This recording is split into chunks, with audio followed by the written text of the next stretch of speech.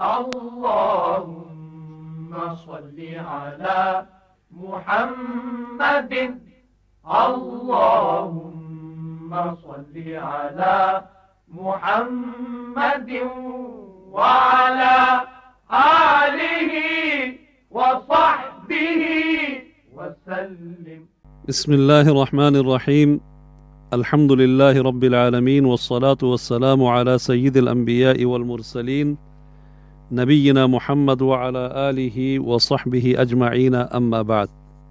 ڈیرہ غازی خان سے محمد سراج الدین صاحب، آپ نے پوچھا ہے کہ ہمارے معاشرے میں اکثر یہ دیکھا گیا ہے کہ اگر دو قریبی عزیز آپس میں اپنے بچوں کے رشتے کی بات کریں اور ان میں سے ایک کسی بھی سبب سے وہ رشتہ نہ کرنا چاہے تو دوسرا برا مان جاتا ہے، اور لوگ اسی بات پر رنجشیں پال لیتے ہیں جو کہ بعض دفعہ نسلوں تک چلتی رہتی ہے۔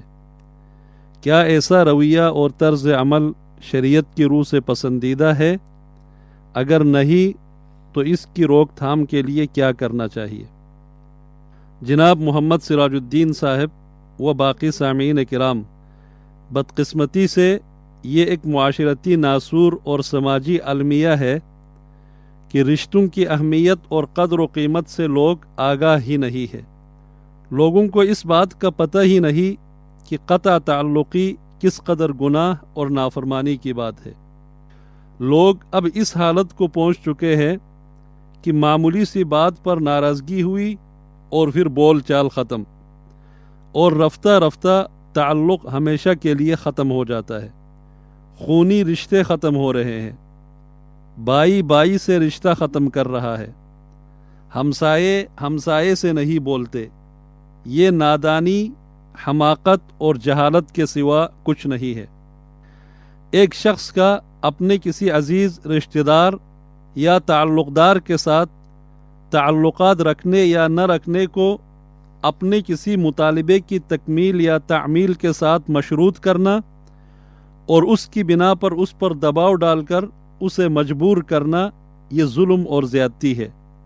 اسلام کسی ایسی زبردستی کو نہیں مانتا۔ ہاں، اگر کوئی شرعی اور دینی وجہ ہے تو الگ بات ہے، لیکن اس صورت میں بھی قطع تعلقی سب سے آخری آپشن ہونا چاہیے، نہ کہ سب سے پہلے ہی قطع تعلقی پر اتر آئے۔ بچوں کے رشتوں کے حوالے سے باقی تمام وجوہات سے پہلے دونوں کی رضامندی، دونوں کے والدین کی مرضی اور آزادانہ فیصلے کو ترجیح دی جانی چاہیے۔ دینی، اخلاقی اور اقتصادی حوالے سے برابری کو مد نظر رکھا جانا چاہیے۔ میاں بیوی کی رضامندی اور ان کی رائے کا احترام کیا جانا ان کا حق ہے، جسے کسی خاندانی اور بیرونی مفاد کے پس منظر سے وابستہ کر کے اس بندھن کو زندگی بھر کے لیے عذاب اور اذیت میں تبدیل نہیں کرنا چاہیے۔ حدیث میں آتا ہے، لا نکاح الا بولی، کہ ولی کی مرضی کے بغیر نکاح نہیں۔ اس سے معلوم ہوتا ہے کہ نکاح کا معاملہ ولی کو طے کرنا چاہیے، لیکن والدین اور ولی کو بھی اسلام کے اندر یہ ہدایت ہے کہ وہ اپنے بالغ اولاد کے جذبات کا خیال رکھے اور ان کی رضامندی معلوم کرے اور زبردستی اپنی مرضی مسلط نہ کرے۔ اب جب والدین کو کسی رشتے کے لیے زبردستی کرنے سے منع کیا گیا ہے تو باقی کسی کو کیا حق پہنچتا ہے کہ وہ اس اہم ترین رشتے کو اپنی ضد اور انا کی بینڈ چڑھائے۔ حضرت بریرہ رضی اللہ عنہ نے غلامی سے آزادی کے بعد اپنے شوہر مغیث سے جب علیحدگی کا فیصلہ کیا تو رسول اکرم صلی اللہ علیہ وسلم نے مغیث کی پریشانی اور رونا دھونا دیکھ کر بریرہ کو اپنے فیصلے پر نظر ثانی کا مشورہ دیتے ہوئے ارشاد فرمایا، لو راجعتیہ، قالت یا رسول اللہ تأمرنی، قال انما اشفع، قالت لا حاجت لی فی، کہ بریرہ دیکھو اگر تم مغیث سے رشتہ نہ توڑو تو کیا ہے؟ انہوں نے جواب دیا، حضور اگر یہ آپ کا حکم ہے تو آپ کا حکم سر آنکھوں پر، اور اگر مشورہ یا سفارش ہے تو مجھے مغیث میں کوئی دلچسپی نہیں۔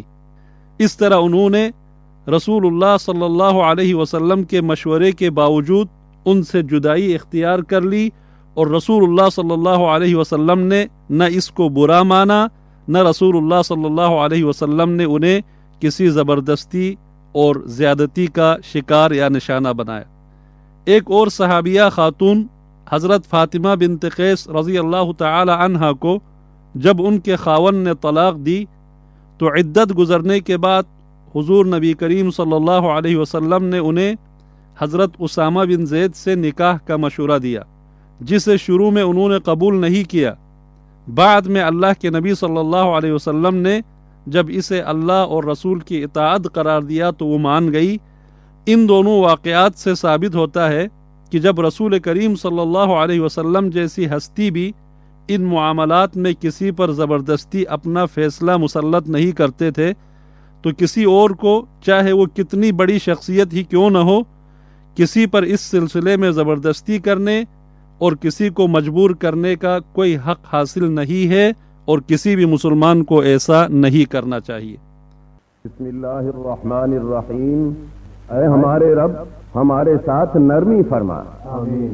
ہماری خطاؤں، لغزشوں اور غفلتوں سے درگزر فرما، ہم پر اپنی رحمت کی برکھا برسا، ہماری اولادوں کو دین اور دنیا کی خیر عطا فرما، انہیں بہتر مستقبل عنایت کر اور انہیں ہماری آنکھوں کی ٹھنڈک بنا، ہمارے بیماروں کو شفا عطا فرما، جتنے مسلمان مرد، عورتیں، بچے بچیاں گھروں میں، ہسپتالوں میں زیر علاج ہیں، یا اللہ ان کے علاج کو ان کی شفا کا ذریعہ بنا، یا اللہ اپنی عبادت اور رضا کے لیے انہیں صحت اور شفا عطا فرما۔